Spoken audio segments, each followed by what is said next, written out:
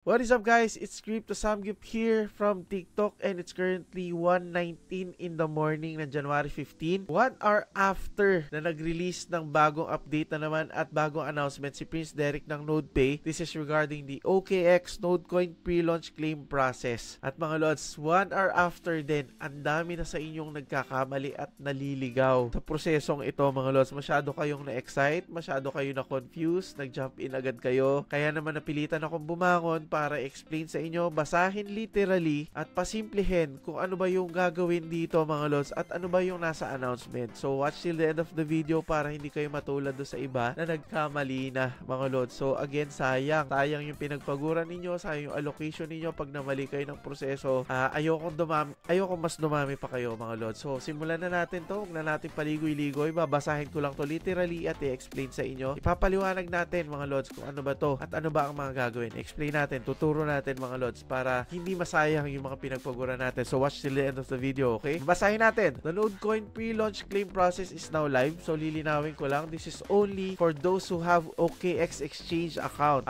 Kung kaya mong gumawa ng OKX, pwede, makakahabol ka dito. Pero para doon sa mga walang OKX, hindi makakagawa ng OKX, doon kayo sa isang proseso pa rin magfo-fall. Yung on-chain mga lods, which requires gas fee pa din. Manual claiming, yung ginawa natin ng video, yung pa din yung gagawin ninyo kung wala kayong OKX. So kung possible makagawa kayo ng OKX mga lods, ilalagay ko yung official registration link ng OKX sa description below para makagawa kayo, makapag-register kayo, makapag-verify kayo, hindi kayo makapag-click ng kung ano mang link na hindi tunay, mga hack mga lods o basta mga fake registration links na makaka-compromise ng wallets ninyo. So doon na tayo sa legit link na registration kasi official partner din tayo ni OKX. So again, nasa description below kung gusto nyo mag-register ng OKX at humabol dito sa OKX pre-launch claim process. So basahin muna natin to, no? We've partnered with OKX to make claiming process your NC airdrop easier and gas free when using their platform. Here's how you can participate mga lods. So gas fee free na ito. Baga diretso na ito sa OKX exchange ninyo. Lilinawin ko, OKX exchange, hindi sa wallet. So diretso na siya papasok doon kapag ginawa nyo itong prosesong ito. How to complete the OKX pre-launch claim process? Go to claim.nodefoundation.ai. Ito lang mga lods yung official link claiming website. So ang gagawin natin, connect the wallet link to your NodePay account. So mga lods, etong wallet na to yung ginamit niyo, it's either Phantom, Solflare,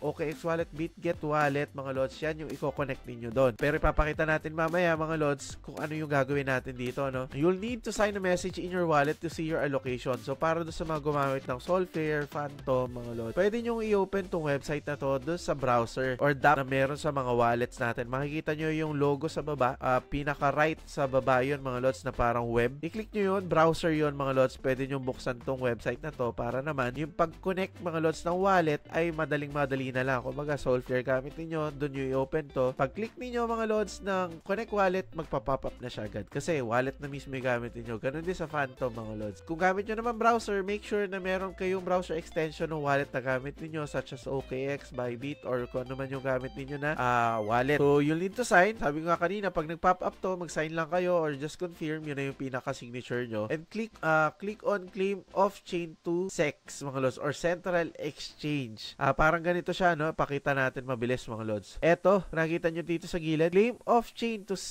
Central Exchange. Zero gas fee. Ito yung via OKX mga lods. So select your Central Exchange account. Eto lang naman siya mga lods. OKX pa lang yung option natin dito. So yan pa lang yung pwede natin i-click. So balik tayo dito mga lods ha. Log in into your OKX Central Exchange account and enter your OKX Solana deposit address. Ito, pakita na natin mga lods kung paano to gagawin. Gumawa na lang din ako ng PowerPoint presentation para dito. So simulan natin mga lods. Sorry, sobrang sama ng pakiramdam natin pero pinipilit natin gumawa ng video. So ito yung OKX account or yung app natin mga lods. This is exchange. Okay, exchange to. Hindi wallet. Cross out nyo muna yung wallet na yan. Hindi natin gagalawin yan. Exchange lang tayo mga lods. So ito yung mismong front interface pagbukas na ng OKX app nyo or ng OKX exchange. Again, nagfo-focus tayo sa mobile kasi majority of our followers ay naka-mobile lang naman. So pagka nandito kayo sa exchange, go to assets. I-click nyo tong assets. Dito kayo mapupunta mga lods. Tinuro ko na din to sa huling video natin kung paano gagawin. Basically, the same lang naman siya. And then, pag click nyo na asset, just click deposit. Click deposit, okay? Mapupunta kayo dito. Kailangan na hanapin nyo Solana. So pag wala siya dito, i-search nyo lang yung Solana dito, okay? Kasi yun yung hinahanap hinahanap natin yung deposit address, yung Solana. Once na-click nyo yung Solana, ganito ang lilitaw. Deposit reminder, make sure you only deposit SOL via Solana. If not, you risk losing your funds. Eto mga lods, you don't have to worry about this kasi nga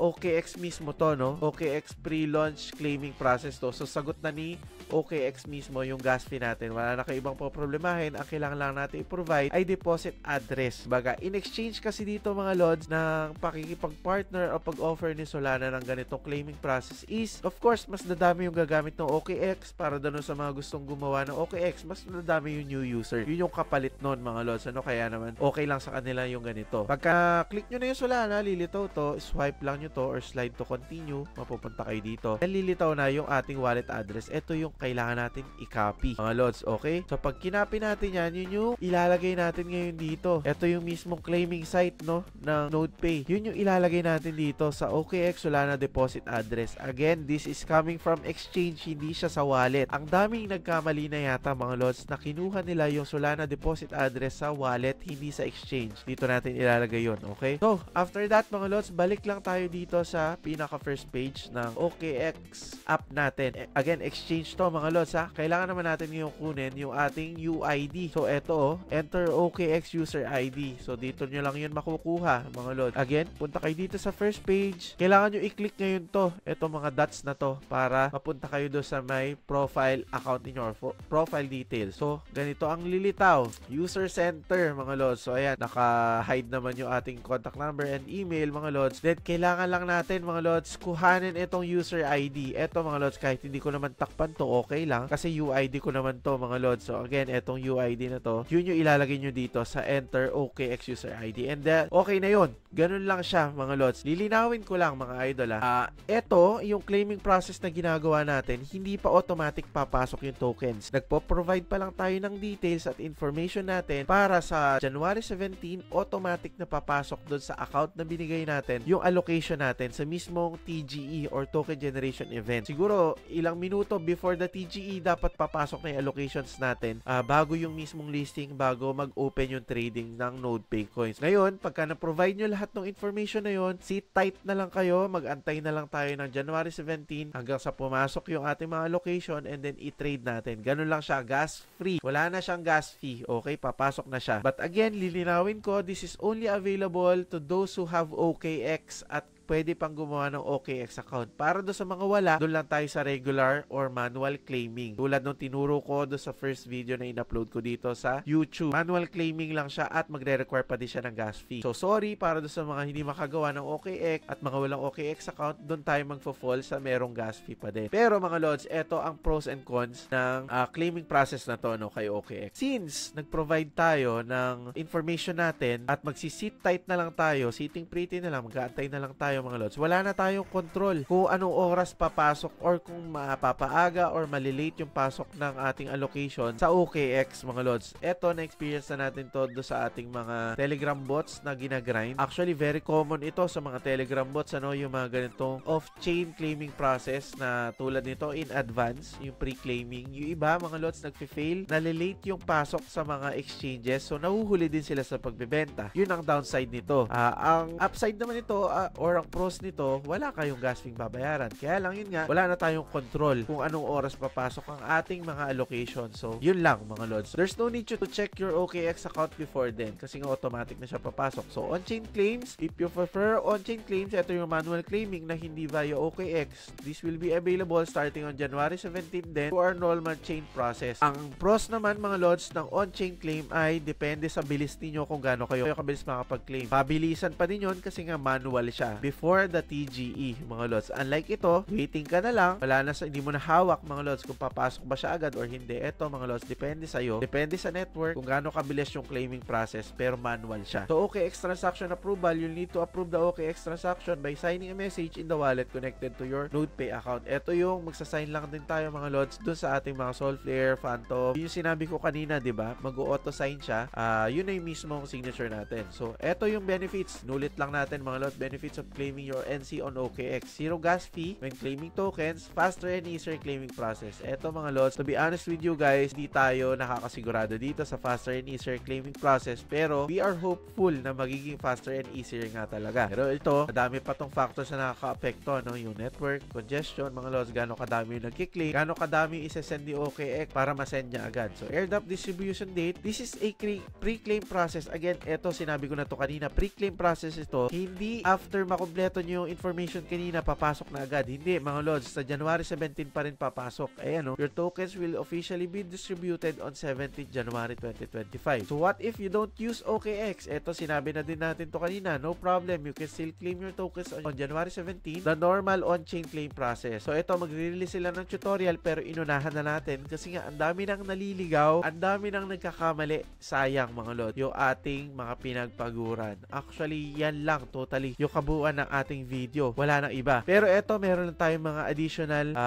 information na idadagdag sa inyo, mga lords. Ano? Ito, sinend lang ito sa ating founders chat. Tingnan nyo naman, mga lords. Nagsisimula nang ma-detect yung mga nandaya sa NodePay, mga lords. Of course, yung gumamit ng scripts, bumili ng referrals. Tulad nito, mga lords, tama naman daw yung address niya, pero, mga lords, na-detect na, na-sibil na siya. Tingnan nyo, mga lords, hindi siya maka-claim, hindi siya makapasok doon sa claiming website. 3.5 total pa naman ako, sabi niya, paalam lahat ata. So, sorry na lang sa'yo, lords. Ayan, nagsisimula nang ma-detect yung mga nagsibil. Ito, sinend lang to sa ating founders chat. Hindi ko siya, personally, hindi ko siya kilala, mga lords, pero sorry na lang, ganun talaga, mga lords. Ano? If you know in yourself na nandaya tayo or may ginawa tayo hocus-pocus, yun lang, wala tayong magagawa doon. So, check lang din natin to mga minor announcements, mga lords. Eto, gumawa na si Prince Derek kasi nga, pinag-uusapan namin doon sa founders chat na ang dami na nagkakamali, kaya gumawa na siya ng tutorial agad. Di niya na naantay kasi nga pare-pares kaming facepalm doon sa founders chat. Ang dami na nagkakamali, mga lords. If your Solana wallet is still accessible but has been drained, choose the OKX pre-claim option to have the token sent directly. Ito, isa pa tong benefit, mga lords, ng OKX pre-claim. Para doon sa mga nakapag-connect ng wallet sa inyong mga NodePay accounts tapos na-hack yung mga wallets ninyo, of course, di ba? Parang hopeless na tayo kasi nga nade-drain yung wallet natin every time may papasok doon na tokens or assets, mga lords. Ito yung isa sa solusyon. Gumamit kayo ng OKX pre-claim option para naman, mga lods, hindi na dadaan doon sa wallets ninyo na na-compromise na na-hack na.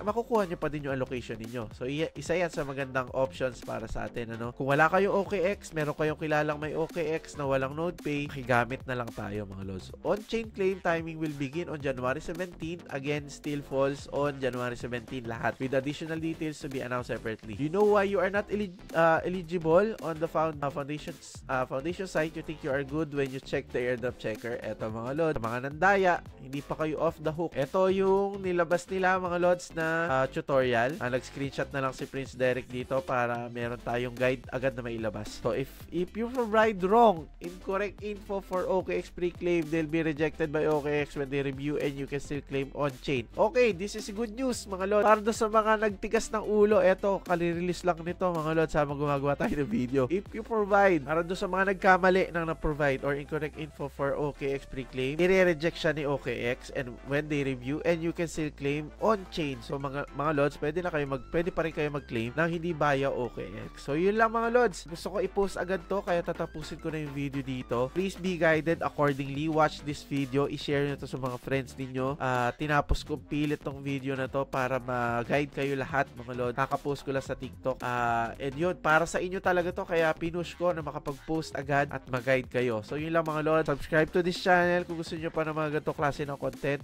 This will support me, mga lods, in making this kind of videos. Follow nyo rin din ako sa TikTok. Nasa description box below yung ating link, mga lods. And of course, for gas fee needs, ilalagay ko na lang din yung link ng ating IG account, okay? Ng ating gas fee station. Iwas kayo sa mga scammers, okay? Transact lang kayo at i-confirm nyo mabuti kung ako talaga kausap ninyo. So, yun lang, mga lods. Bullish na bullish ako dito sa NodePay and I hope na pumaldo tayo dito. Ang ganda ng mga updates nila. Sobrang pinag-isipan, sobrang nilalatag nila ng maayos sa atin, mga lods. Unlike yung iba na clueless tayo, wala tayong alam sa nangyayari. Ito, mga lods, sobrang detalyado. So, yun lang, mga lods. Let's go. Tapusin ko na tong video na to para ma-upload ko na.